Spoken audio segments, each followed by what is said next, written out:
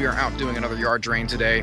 This one is a project where we have to take up an old system and replace it with a new one. So this customer here, he had a drain installed 5 years ago, and the drain has stopped working. It's gotten clogged up, it's not functioning, and I'll show you why it's not.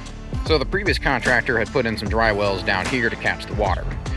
Problem number one is happening is the water is not going down into these rocks. It's actually just sitting on top whenever it rains.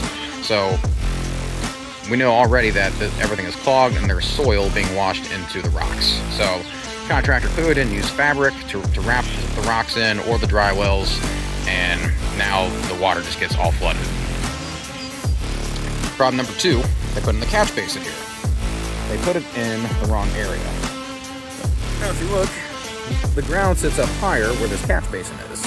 So the only thing that this catch basin is doing is it's just catching the water that falls from the sky. We're going to put in a new one over here in this corner. The corners of this sits down lower, all the water flows down to here, and then we're going to run it into some new dry wells.